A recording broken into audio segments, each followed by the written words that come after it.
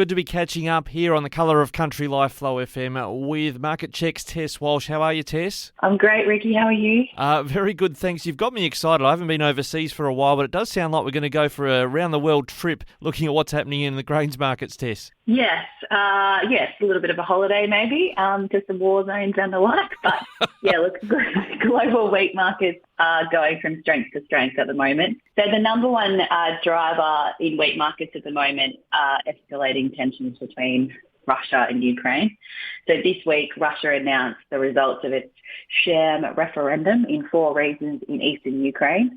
So they've said that 99% of voters in that area want the territories to be controlled by Russia.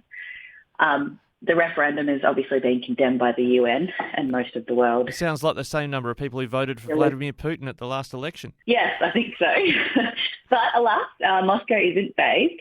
And Putin is expected to sort of officially claim control of these regions by the end of this week. But what that means is it's just another flashpoint and is creating much more market uncertainty because it's anticipated there could be a bit of an escalation in tensions. Yeah, I thought I picked up somewhere there was a projection from the Russian government. And again, it's all propaganda. They've got a pretty big crop they reckon they're going to put out, but how on earth it gets out of there is another question. That's right. Someone picked, at 100 million tonnes, which, is potentially possible. They are growing more and more every year, but 100 million seems a lot. But yeah, how are they going to get it out? Who's going to buy it? Are all things that will need to be considered.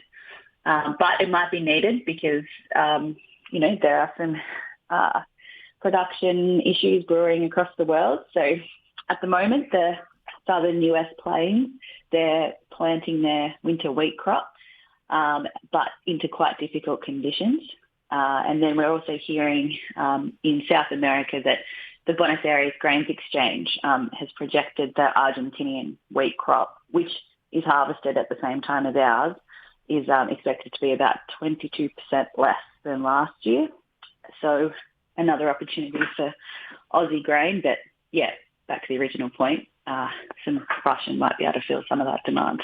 And when it comes to demand, I think you've been tracking a bit out of the Middle East as well of what they've got out for tender as well. Yeah, so we're seeing, we've seen a few more tenders pop up around the place this week. So one of them is Iraq.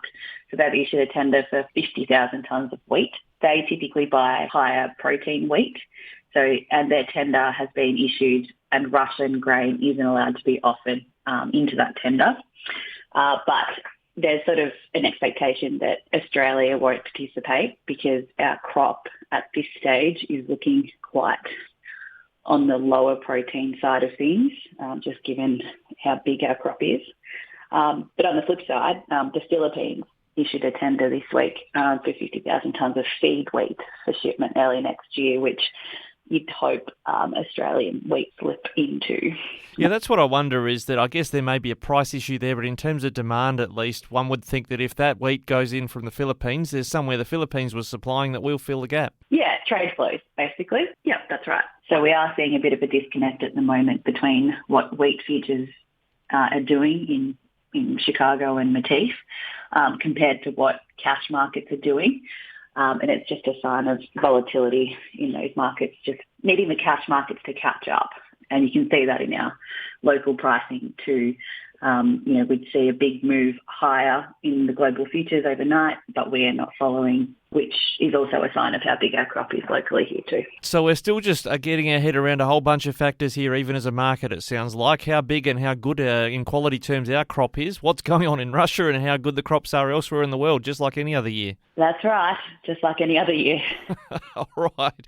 Well, we try and demystify it as best we can for producers. Tess Walch from Market Check. Where can people get the latest information from you? Please visit our website.